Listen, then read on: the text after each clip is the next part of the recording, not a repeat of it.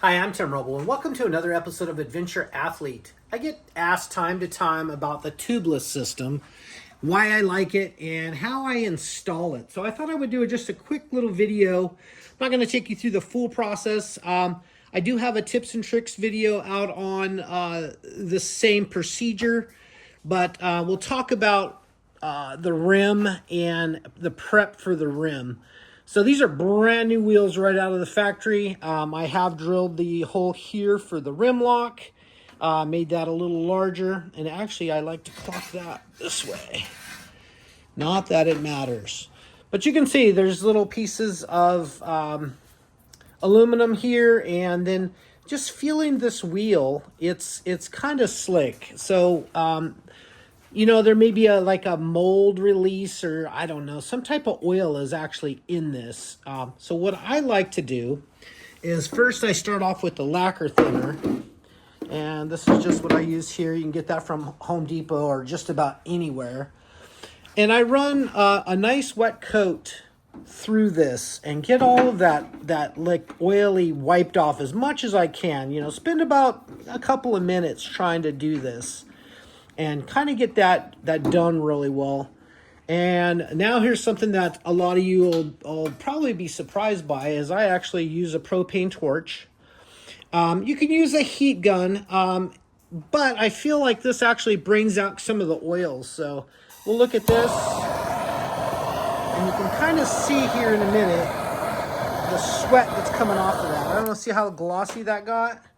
Now, I didn't get this thing super smoking hot. Like, I can touch that, put my hand there, but you see the moisture and the oil.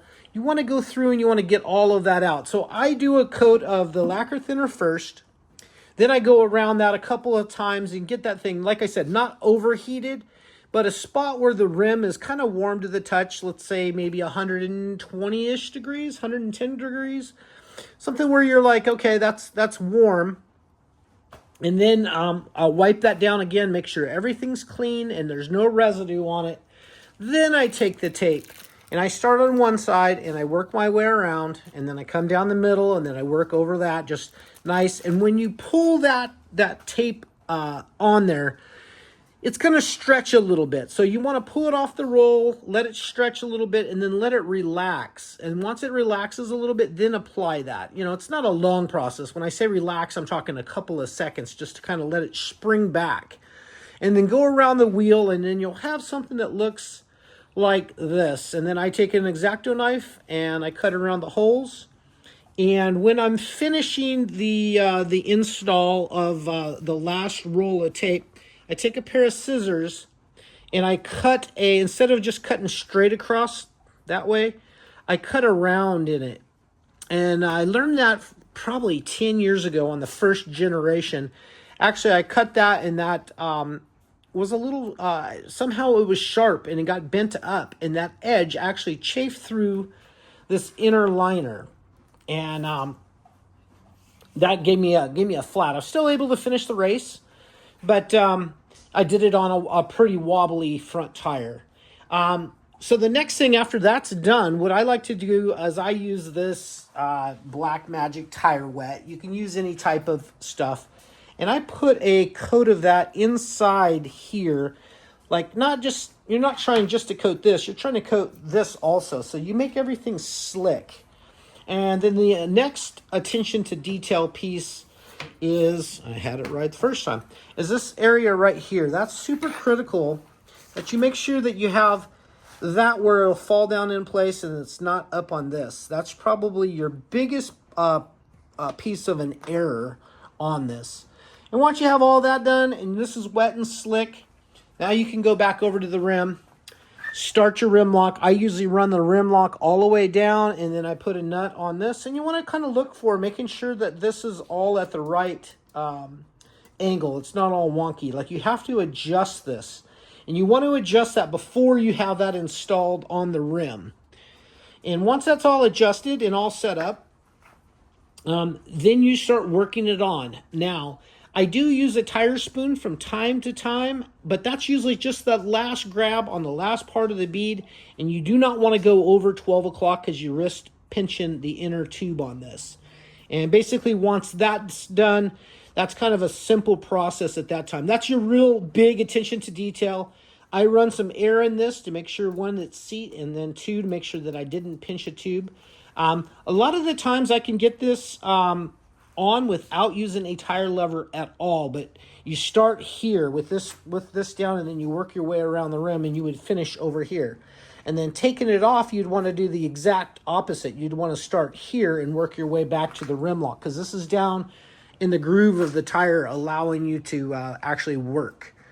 Once that's done, then you stuff the tire in. There's plenty of videos to talk about that. Stuff the tire in and get that spooned on. But yeah, I just wanted to clear up a few things on that. I get a lot of emails on that, a lot of questions, a lot of text messages from friends that are putting in the system for the first time. And you know, if you're going to do it for the first time, you may want to just order a couple extra inner tubes.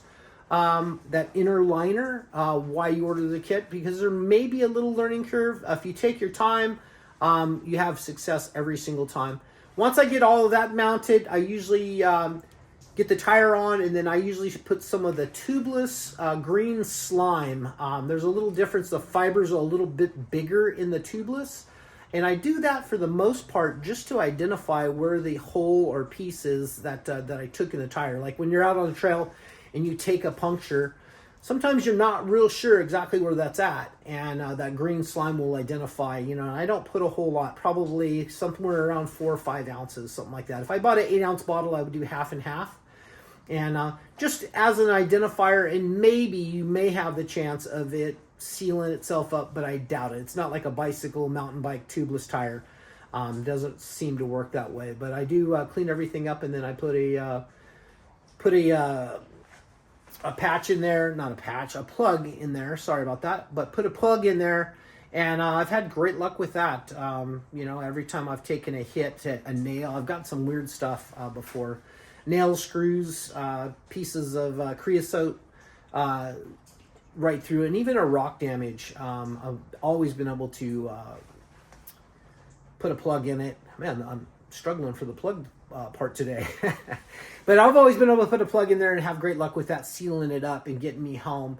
I have had a catastrophic tear in the tire where I actually took an awl off of my Leatherman and sewed that up with some of the safety wire that I had left. Of course, it would not hold air, but that inner liner is still pinching that tire out on the bead, so you're not having a loose tire, you're just kind of having a low tire. And that got me back to the pits where I put on a new wheel. So thoughts, questions, hit me up down below. More content you'd like to see, please like and subscribe.